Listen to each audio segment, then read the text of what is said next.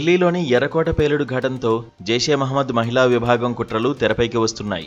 పేలుడులో కీలకంగా ఉన్న డాక్టర్ షాహీన్ షాహిద్ జైషే మహమ్మద్ మహిళా విభాగం జమాత్ ఉల్ మొమినాత్ సభ్యురాలని ఇప్పటికే దర్యాప్తు వర్గాలు వెల్లడించాయి. తాజాగా దీనికి సంబంధించి సంచలన విషయాలు వెలుగులోకి వచ్చాయి. ఇప్పటి వరకు ఈ విభాగంలో 5,000 మందికి పైగా చేరినట్లు సమాచారం. దీనిపై జైషే చీఫ్ మసూద్ అజార్ సామాజిక మాధ్యమాల్లో పోస్ట్ చేసినట్లు తెలుస్తోంది. అక్టోబర్ 8 నుంచి జైషే ప్రధాన కార్యాలయంలో ఈ బ్రిగేడ్ కోసం నియామకాలు ప్రారంభించినట్లు నిఘా వర్గాలు వెల్లడించాయి. ఇందులో భాగంగా పాకిస్తాన్లోని బహవల్పూర్, ముల్తాన్, సియాల్కోట్, కరాచీ, కోట్లీ, ముజఫరాబాద్ ప్రాంతాల నుంచి మహిళలను నియమించుకున్నట్లు తెలిపాయి. వీరికి ప్రతిరోజు 40 నిమిషాల పాటు ఆన్లైన్లో శిక్షణ ఇస్తున్నట్లు సమాచారం. ఐసిస్, హమాస్, ఎల్టీటీఈ తరహాలో మహిళలతో ఆత్మాహుతి దాడులకు సిద్ధమయ్యేలా వీరిని ప్రేరేపిస్తున్నట్లు నిఘా వర్గాలు పేర్కొన్నాయి.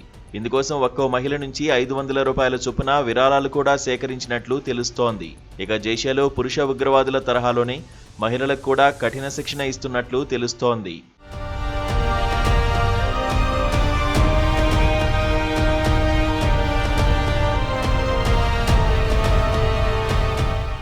మరోవైపు ఈ బ్రిగేడ్లో చేరే వారికి రూల్స్ కూడా కఠినంగా ఉన్నట్లు సమాచారం. ఇందులో చేరిన మహిళలు తన భర్త లేదా కుటుంబ సభ్యుడు మినహా తెలియని ఏ పురుషుడితోనూ మాట్లాడొద్దని వీరికి ఆంక్షలు పెట్టినట్లు తెలుస్తోంది. ఇక ఈ మహిళా విభాగానికి మసూద్ సోదరి సాదియా అజార్ నాయకురాలు. ఆన్లైన్ క్లాసులకు అఫీరా బీబీ నేతృత్వం వహిస్తున్నట్లు సమాచారం. ఈమె పుల్వామా ఉగ్రదాడుల సూత్రధారి ఉమర్ ఫరూక్ భార్య. జైషేలో టాప్ కమాండర్ అయిన ఉమర్ 2019 మార్చిలో కశ్మీర్లో జరిగిన ఎన్కౌంటర్లో హతమయ్యాడు. ఆపరేషన్ సింధూర్ సమయంలో బహవల్పూర్లోని జైషే ప్రధాన కేంద్రంపై భారత్ బాంబులు జారవిడిచిన సంగతి తెలిసిందే. ఆ దాడుల్లో మసూద్ అజార్ కుటుంబానికి చెందిన 10 మంది మృతి చెందారు. మృతుల్లో మసూద్ బావా, సాదియా భర్త యూసుఫ్ అజార్ కూడా ఉన్నాడు.